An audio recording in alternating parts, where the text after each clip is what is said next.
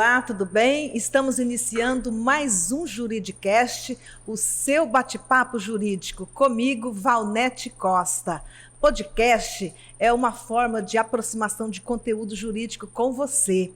E hoje nós vamos falar sobre alimentos gravíticos. E quem está aqui comigo é a doutora Ariane Amorim. Ela é especialista em direito de família e sucessões. Ela também é mediadora, perita. Olá, tudo bem, doutora? Oi, Seja tudo bom? Bem-vinda ao Juridicast. Muito obrigada, agradeço a oportunidade, o espaço. Valnete Costa, muito obrigada. Estou muito honrada de fazer parte aí, da gente ter um bate-papo hoje. Isso, eu esqueci de falar, você também é presidente da comissão do direito, sou presidente direito da comissão do direito da OAB-MS, dessa gestão, né? Isso, que eu também faço parte. Sim, claro, dessa membra, com certeza. Gosto muito de é verdade, fazer parte, é verdade. Né? Muito bom. Me fala uma coisa, doutora Ariane Amorim. Conta para nós um pouco. Quem é Ariane Amorim?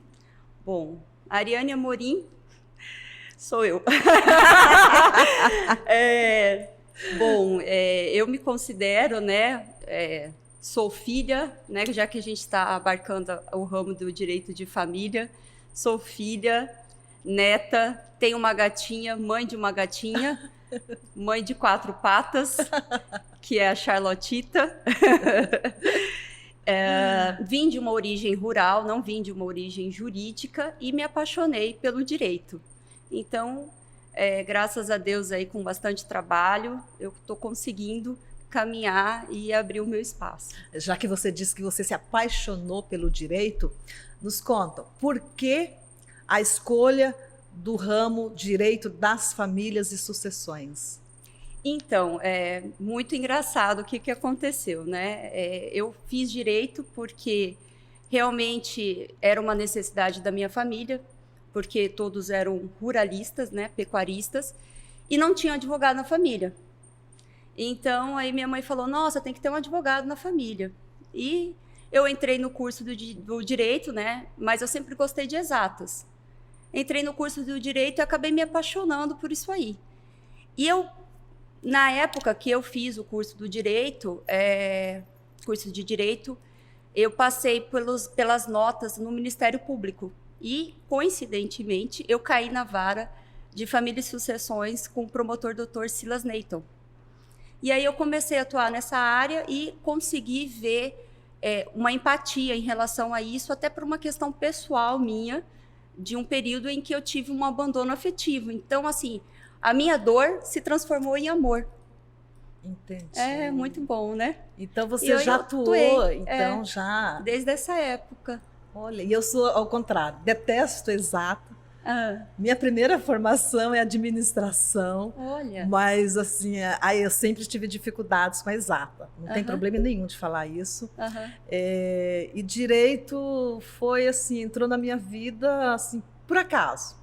Fui trabalhar numa determinada em cartório e aí falei, opa, a linguagem aqui é diferente. Vou fazer o curso de direito. E aí acabei também me apaixonando pelo ramo do direito de família e sucessões. Mas que bom que você já vem, então, você atuou em vara? Sim, eu fiquei 4 anos, né, estagiando nessa área. Aí depois disso eu trabalhei com a doutora Dagma, que também só mexia, uma desembargadora aposentada que só mexia com família e sucessões. E aí você vai pegando empatia, afinidade e você vai desenvolvendo. Eu caí no lugar certo.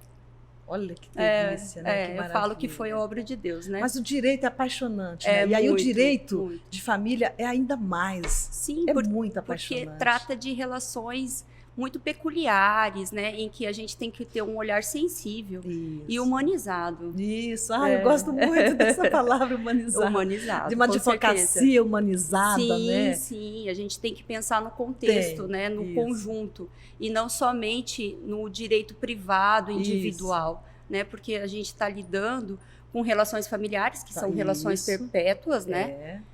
E também com crianças, com idosos, que são os vulneráveis, né? E que precisam de toda a atenção. As mulheres que chegam fragilizadas, os homens também, que tem mães que dificultam o acesso com os filhos, né? Então, dos dois lados, quem atua nessa área, ela tem que ter um olhar pensando no contexto, no conjunto todo. E tudo isso que você acabou de nos dizer vai vir de encontro com o nosso bate-papo de hoje, né? E eu já vou começar te perguntando o seguinte: é bem comum que com a gravidez indesejada, né, a mulher naquele momento mais sensível que ela está, ela às vezes acaba sendo abandonada pelo pai da criança. E ela está ali no período de gestação. Ela tem como buscar alimentos para aquela criança que está sendo gerada, doutora Ariane? Sim. Hoje tem a lei dos alimentos gravídicos, né, que veio justamente amparar essa gestante, né, que está nesse período, digamos, feliz, né? Ou, às vezes, também está um pouco desamparada em relação a isso. Então, todos os gastos em que ela tem, né, adicionais, com exames preventivos, medicamentos, alimentação específica, essa lei acaba tendo uma previsão para ajudar a garantir tanto a qualidade de vida da gestante e o desenvolvimento do nascituro. E tem os requisitos para que essa gestante ela possa entrar com uma demanda e ajuizar o pedido de alimentos gravídicos? Os requisitos, eles são previstos em lei, que é os fortes indícios da gestação. E esses indícios têm que ser comprovado meramente a paternidade, né? Que essa paternidade ela é comprovada através de conversa de WhatsApp, e eu ia te perguntar exatamente relacionamento. Isso. Como é que ela faz prova? Porque são provas frágeis, né? Sim. Delicadas. Sim. Como é que ela faz para convencer o juiz a fixar alimentos gravídicos? Hoje, né, a rede social, ela está a nosso favor, principalmente para a questão da comprovação documental. Então, WhatsApp, fotos no Facebook, Instagram ou qualquer outra rede social, vizinhos, testemunhas que presenciaram, né, esse convívio. Isso não significa também que a pessoa tem que comprovar a união estável ou o casamento ou a convivência, né? Mas assim, que eles tinham algum convívio e que desse convívio veio essa gestação. Então, assim, eu acho que uma das provas mais assim cabais, além da união estável, é claro, é a questão da própria conversa entre as partes, né, através de WhatsApp ou qualquer outro meio de prova. E pode acontecer também da gestante ela ter dúvidas quanto à paternidade, mas mesmo assim ela entra com uma demanda judicial. E vamos dizer que o suposto pai, ele paga ali os alimentos gravídicos durante a gestação. Sim. E depois comprova que ele não é o pai. Esses alimentos, eles podem ser restituídos, doutora? Então, essa é uma questão bem que gera uma certa polêmica, né, a respeito dos alimentos gravídicos. O que acontece? Os alimentos gravídicos, esses alimentos adicionais devido à gestação, eles devem ser suportados 50% pela gestante e 50% pelo suposto pai, pelo réu. Quando como a questão da prova, ela é como você mesmo próprio falou, ela não tem uma certeza absoluta, né? Então, para que esses alimentos eles sejam, eu não falo que nem é ressarcido, porque é uma ação autônoma de indenização, né, desses 50%. Só que tem que comprovar a culpa ou o dolo da gestante. Uma vez não comprovado isso, aí o que acontece? Não tem essa indenização. Então mesmo ele não sendo quem foi dado como suposto pai e sendo comprovado que ele não é o pai, ela não sofre nenhum... Sim, mas porque tem que comprovar que ela agiu culposamente. Se ela não comprovar... Isso, que ele tem que comprovar que ela agiu culposamente, que ela tinha dúvidas acerca da paternidade, ou com dolo, que ela pensou assim, bom, essa pessoa não quis ficar comigo, ou qualquer outra coisa, eu vou entrar com essa ação aqui, nesse sentido, a má-fé. Certo. Por quê? Porque esses alimentos, eles não são restituídos. a não ser que seja comprovado realmente a culpa e o dolo. Mas isso também não é ressarcimento, é uma ação autônoma de indenização por danos materiais e morais. E tem necessidade dela comprovar os gastos que ela está tendo ali durante aquela gestação? Sim, ela tem que fazer prova? Sim, sim. Esses gastos eles têm que ser feito um conjunto probatório, anexando esses gastos adicionais, né, que vão de exames, exames médicos, alimentação específica, qualquer outro tipo de necessidade que a gestante tem que ela não teria se ela não estivesse grávida. E esses alimentos, esses comprovantes adicionais que vão fixar a questão do valor dos alimentos gravídicos, que serão rateados 50% por ela e 50% pelo suposto pai. E esses alimentos, eles perdurarão até quando? Os alimentos, eles são definidos a partir da comprovação da gravidez e até o nascimento da criança. Após o nascimento da criança, essa ação ela será convertida para alimentos, né? Para alimentos do filho. Então, antes é uma obrigação a favor da gestante, após o nascimento é uma obrigação a favor da criança. Da criança, né? Sim, sim. E esses alimentos gravídicos, eles perdem o objeto com o nascimento da criança? Então, aí ele muda a nomenclatura, né, e a finalidade. Certo. Porque quando ela está grávida, chama-se alimentos gravídicos, porque é a favor da gestante em prol do feto, né, do nascituro. A partir do momento em que o filho nasce e que é feito o exame de paternidade e tudo mais, esses alimentos eles acabam sendo convertidos em alimentos em favor da criança. E essa mãe, para ela pedir o valor dos alimentos, qual o parâmetro que ela usa, doutora Ariane? Então, esse parâmetro não tem um percentual previsto em lei, porque isso vai muito da necessidade e da possibilidade. A necessidade dela de suprir esses gastos adicionais decorrentes da gestação e a possibilidade também dela e da parte igual aos alimentos normais de uma ação de uma criança, né? A possibilidade do genitor de arcar e contribuir com esse pagamento adicional. Desde da gestação, a criança ela consegue, né, ouvir a voz dos pais, de sentir o que está acontecendo no mundo externo. Ela consegue sentir um pouco, né? Uhum. Esse abandono nesse momento delicado, e ali a criança está sendo desenvolvida, você acredita que a criança ela leva isso para a vida adulta? Então, essa aí já é uma parte que vai mais para a parte, eu digo, até de psicologia, né? Eu acredito que sim, né?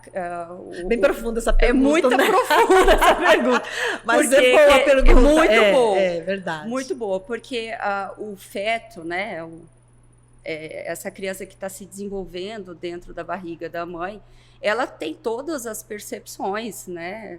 Do mundo externo. Se a mãe está doente ou se a mãe está deprimida, essa criação, essa gestação acaba atrapalhando no desenvolvimento, né? Uhum. E isso também é comprovado através, não falo do feto em si, mas os casos em que as crianças que vivem dentro de um relacionamento abusivo, elas também carregam um transtorno psicológico e precisa de um tratamento psiquiátrico ao longo da vida. Ao longo da vida, né? Que é o caso da violência intrafamiliar, que todo mundo fala muito da questão da violência doméstica. Só que tem muitos estudos a respeito da violência intrafamiliar e o que isso gera de repercussão para esse filho. Uhum. Que esse filho ele precisa também ter tratamento diante de um relacionamento abusivo entre os genitores. Uhum. Por quê? Porque isso causa problema de cognição, de escrita, de fala, de pertencimento, de falta de referência, porque nós temos que ter referências paternas, maternas. Se não for pai ou mãe, pelo menos um vô, uma avó, né? Que a gente chama de, como que é, famílias substitutas, né? Uhum. Então, assim, nesses casos, também tem que ter um acompanhamento. Então, se tem que ter um acompanhamento dentro de uma violência intrafamiliar, com certeza um feto que presencia casos de abandono e de qualquer tipo de violência, ele também vem com alguns certos tipos de traumas. Isso, pois é, né? Ele leva para a vida adulta. Leva para a vida toda. Vai afetar a adolescência, vai afetar a vida conjugal. Sim. E né? esse tratamento também tem que ser custeado. A partir do momento em que vê uma deficiência, né, nessa criança, esse tratamento psicológico, psiquiátrico, ele tem que ser custeado pelos genitores. Porque isso é importante para o desenvolvimento, para o aprendizado e também para futuramente essa criança ela conseguir ser um adulto saudável. Doutora Ariane, você já atendeu no seu escritório algum caso de pedido de alimentos gravídicos, depois que a criança nasceu, os pais, eles ficaram juntos como uma família conjugal? Já teve um caso Não. Gostaria. Eu também. Desculpa a sinceridade, mas não teve, não. Eu também. Porque a partir do momento que a gestante, ela entra, né, que ela é autora da ação, ela entra com uma ação de alimentos gravídicos, o suposto pai, ele fica com um certo receio.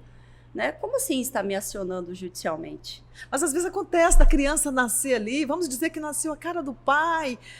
Será que o pai não se apaixona? Oh, meu Deus, eu tô torcendo para isso, né? Não, mas tem casos e casos, né? Mas assim, a gente sempre tem que ser otimista, né? Mas a gente, assim, atendendo um caso desse, a gente até fica ali positivamente pensando. Torcendo né? para ter. Mas assim, eu acredito que se uma gestante entrou com uma ação de alimentos gravídicos, é porque já não tinha um relacionamento muito agradável, um relacionamento sólido para manter isso para frente. Porque senão ela mesma tentaria resolver através das mediações, né? Isso, ou através de uma conversa, na presença de um advogado, mediador, para tentar resolver essa situação sem ser ingressado no Poder Judiciário. Eu acho que eu sou uma sonhadora e por isso que eu fiz essa pergunta. Não, mas isso seria ótimo, né? A gente tem que pensar na família, em prol da família. Isso. Até porque a quantidade hoje em dia, com o Covid, de divórcio, aumentou absurdamente. E essas crianças, como que elas ficam? Qual é o tipo de amparo que elas têm? Isso mesmo. Né? Então, a gente sempre tem que pensar positivo, mas as coisas estão mudando, né? Vamos torcer. Vamos torcer. Verdade. Doutora Ariane, mais alguma colocação, alguma coisa que você gostaria de trazer para nós? Bom, Valnete Costa, eu gostaria de agradecer a oportunidade, me colocar à disposição, colocar a Comissão de Família também à disposição do programa de vocês. Me sinto muito honrada. Espero que eu tenha esclarecido, né, que não tenham ficado dúvidas. Se ficou também... Não tem problema, Não tem problema, Fala a gente o seu responde. Para nós. O meu chama ADV Ariane Amorim. Isso, você pode ser encontrada, sim, também me coloco à disposição. E eu agradeço esse espaço. É sempre bom falar de direito de família. Com certeza, E sempre bom falar que a gente tem que pensar em advogar nessa área visando o melhor interesse da criança. Isso. Da criança. Dos meus atendimentos. E dos idosos, né? Isso porque mesmo. tem a questão da criança e também tem a questão posterior em que os idosos vão ficando vulneráveis, vão ficando desassistidos. Então, a gente tem que ter esse tipo de consciência. Eu vou sair um pouco dos alimentos gravídicos e falar... Eu gosto muito de falar nos meus atendimentos, quando está atendendo, né, situação, né, de divórcio, falar que aquela família, porque se tem filhos comum, aquela família, né, doutora Ariane, hoje ela não existe como uma família, um casal conjugal. Mas eles vão continuar existindo para sempre como uma família parental. Sim, isso e é verdade. Que isso aí é tudo para o bem-estar do filho ou dos filhos. Sim. Eu gosto muito de trabalhar nessa linha, sabe? Com certeza. Que né? isso... Lá na frente eles vão agradecer porque não vai precisar gastar, né, com psicólogo, com terapia. Até porque a questão de família tradicional, ela está cada vez mais difícil de ser encontrada, né? Tá. Por isso que hoje até a gente fala, né, direito das famílias. Das famílias, com certeza. Está deixando de usar direito Sim, de família. com certeza. E hoje nós temos várias formas de família, com né? certeza. Muito obrigada. Eu que agradeço. Por você ter Muito vindo obrigada. aqui, a gente Muito bater esse obrigada. papo, tá? Eu que agradeço. Obrigada mesmo. Obrigada, gente. Muito obrigada. Tudo que você fizer acima do seu 100% vai ser bem colhido no futuro. Uma vida fácil leva a um futuro difícil. Uma vida difícil leva a um futuro fácil. Depende da jornada que você quer fazer. Pense nisso. Até o próximo Juridicast, o seu bate-papo jurídico.